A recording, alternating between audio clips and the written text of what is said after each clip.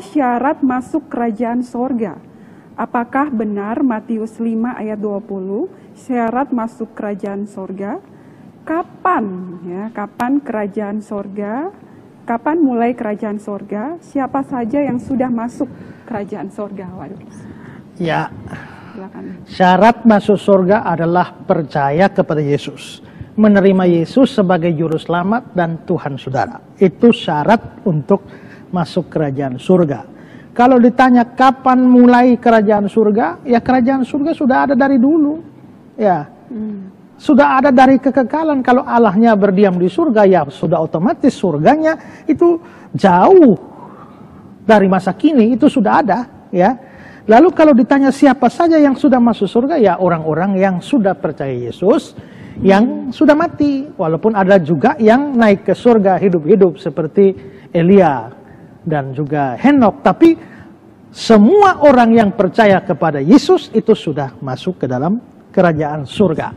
Meskipun baru jiwanya atau rohnya, sedangkan tubuhnya belum. Tubuhnya masih menunggu hari kedatangan Tuhan Yesus yang muncul dalam pengakuan iman rasuli, aku percaya kebangkitan tubuh, ya.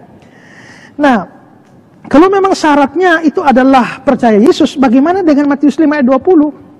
Matius 5 ayat 20 berbunyi, jika hidup keagamaanmu tidak lebih benar daripada hidup keagamaan ahli-ahli Taurat dan orang Farisi, sesungguhnya kamu tidak akan masuk kerajaan surga. Kalau hidup agamamu tidak lebih benar, tidak di atas ahli-ahli Taurat, orang Farisi, kamu tidak bisa masuk surga.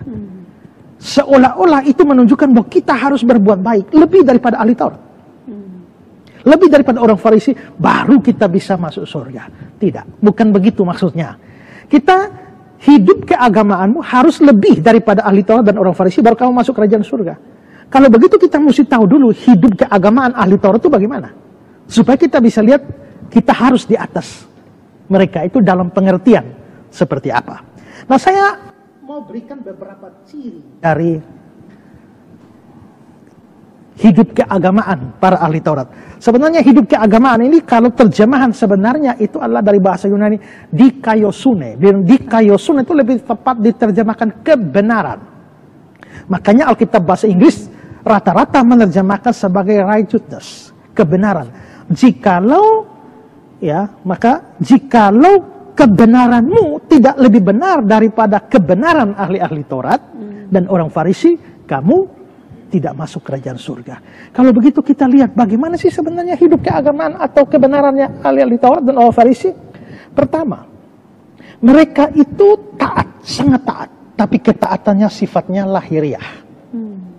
Taatnya lahiriah. Mereka sangat menekankan hukum Taurat sampai sekecil-kecilnya. Tapi itu hanya lahiriah.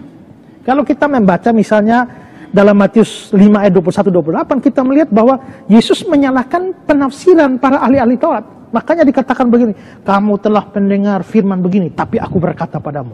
Kamu mendengar begini, tapi aku berkata kepadamu. Jadi orang Farisi itu misalnya, orang Farisi itu ya kalau namanya bunuh, ya bunuh. Ambil pisau atau pedang lalu bunuh orang. Tapi Yesus bilang tidak. Itu kan hanya lahiriah saja. Ambil pedang dan potong orang, bunuh orang kan lahiriah saja.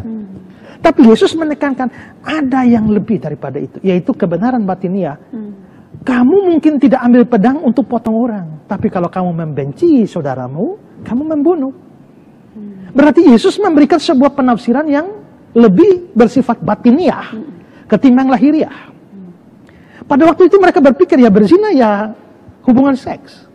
Tapi Yesus bilang barang siapa lihat seorang perempuan dan menginginkannya, dia sudah berzina dalam hati. Berarti kita bisa melihat bahwa memang Yesus menekankan suatu kebenaran yang sifatnya batiniah, bukan hanya lahiriah. Tapi mereka hanya sebatas lahiriah saja, ya.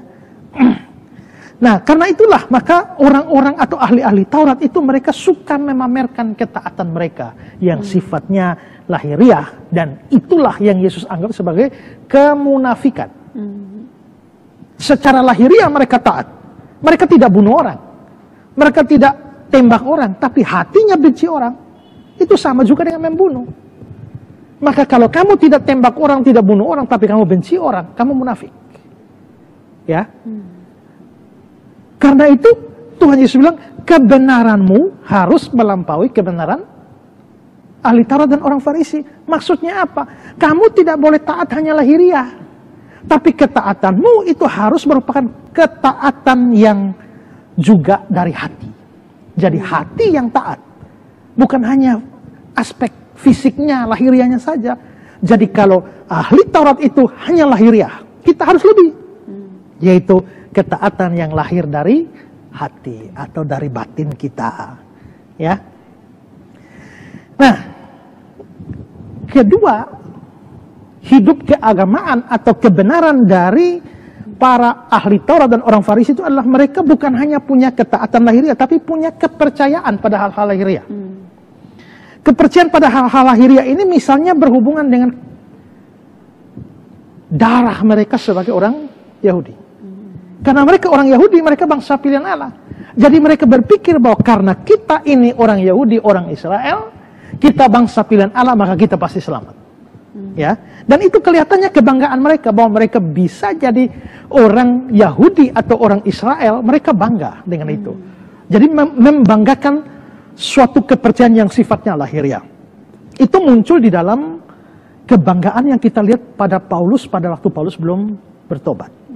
Ya, dia bilang begini, sekalipun juga ada alasan menaruh percaya pada hal-hal lahiriah, jika ada orang lain menyangka dapat menaruh percaya pada hal-hal lahiriah, aku lebih lagi, disunat pada hari ke-8, dari bangsa Israel, dari suku Benyamin, orang Ibrani asli, tentang pendirian terhadap hukum Taurat, aku orang Farisi, tentang kegiatan penganiaya jemaat, tentang kebenaran dalam mentaati hukum Taurat, aku tidak bercacat. Jadi dia bangga. Dia bangga karena apa? Karena dia disunat pada hari 8. Itu kan kepercayaan lahiriah.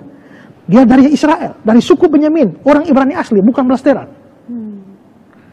Nah, maka Tuhan Yesus bilang begini dalam Matius 3:9. Ya. Atau dia bilang begini, jangan mengira bahwa kita dapat berkata dalam hatimu, Abraham adalah bapa kami. Karena aku berkata padamu, ya, Allah dapat menjadikan anak bagi Abraham dari batu-batu ini.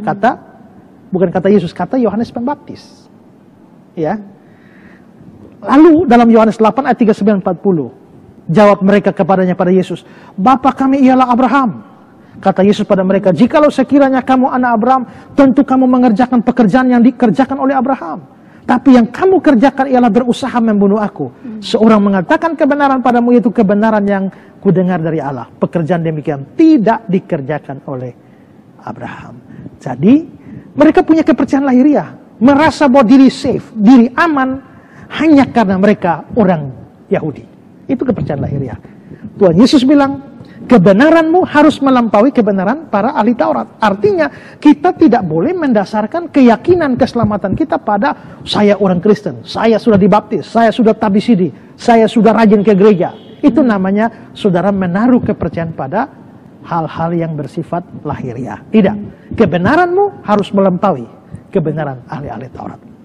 Ketiga, ciri dari keagamaan ahli-ahli Taurat itu adalah bahwa mereka percaya bahwa mereka bisa selamat dengan perbuatan baik mereka. Ya. Mereka berpikir bahwa dengan semua ketaatan mereka itu bisa membuat mereka mendapatkan keselamatan. Dan itu bisa dibuktikan dalam banyak hal.